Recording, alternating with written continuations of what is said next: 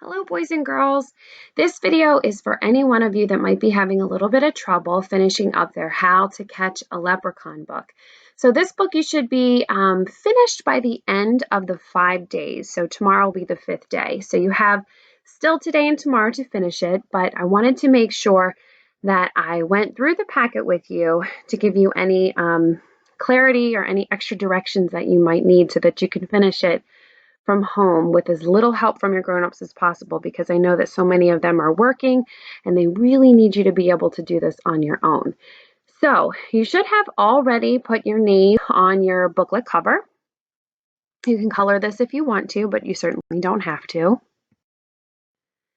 And then you also should have already done this part because I did already go through this with you. So the 3 things that you know about leprechauns, and as I've chatted with friends, I know a lot of them were able to read their sentences to me and had some really great ideas and some good writing. So hopefully you're done this and this page as well. Now this page I have not yet gone through with you guys. So let's talk about what is expected. At the top it says, here are some of the things that I will use to build my leprechaun trap. So lots of people traditionally build leprechaun traps during St. Patrick's Day season in March, and they do them in lots of different ways. So my son Emmett did one for his kindergarten class, and they used just a shoebox and a stick. So you can really use just whatever you have at home. Your grown-ups can certainly search Pinterest or YouTube for fun little leprechaun traps ideas, or you could just think of a way that you might do it. And I want you to write down the things that you would use to build your leprechaun trap. So for example, if I was going to build a leprechaun trap like Emmett built, I might put a shoebox in one of those boxes, and I would write shoebox on the line, and then I would draw a picture of a shoebox. Then on the next line, I would put maybe a stick, and I would write the word stick, and then I would draw a picture of one. Then I might also use some string so that I can pull the stick when the leprechaun gets inside. So I would write string on that other line. And then I'm thinking that it would probably be a good idea to paint my trap so that it looks really enticing for the leprechaun. Maybe put some rainbows and a pot of gold on there. So I'm going to put paint on my 4th box and draw a picture of some paint, maybe a paintbrush. So whatever you would use to make a leprechaun trap, just write 4 of the things that you would use to make it here in these boxes. When you're done with that, draw a picture of what it would look like. I would draw my little shoebox perched up on the stick with the little string tied to the stick, and however I painted it, so I would make sure I colored that picture as well.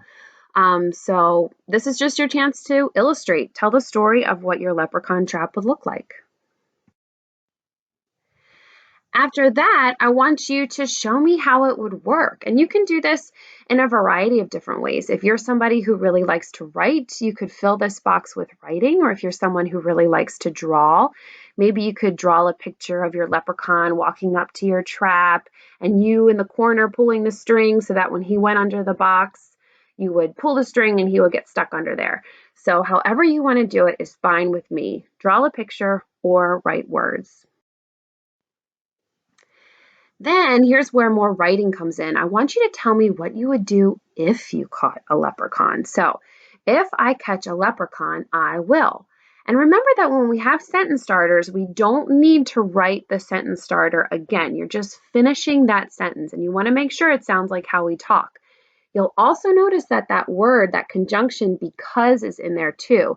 So you're going to want to make this sentence make sense with that word because in there a bit later. So if I catch a leprechaun, I will blah, blah, blah because blah, blah, blah.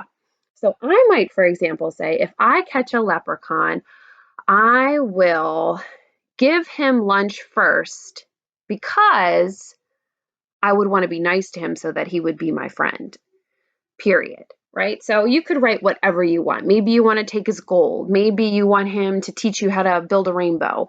Whatever you want your leprechaun that you trap to do, you can just write it here and then tell me why. Then you can tell me what you would do if you got the leprechaun's pot of gold. So you could what would you do if you got a pot of gold? I mean, a pot of gold is worth a lot of money. Maybe you'd buy a boat. Maybe you'd buy a big house. Maybe you'd buy a tablet. Maybe you'd buy a phone. Maybe you'd go on a trip. Whatever you would do if you got a big pot of gold. Maybe you'd give it to your teacher.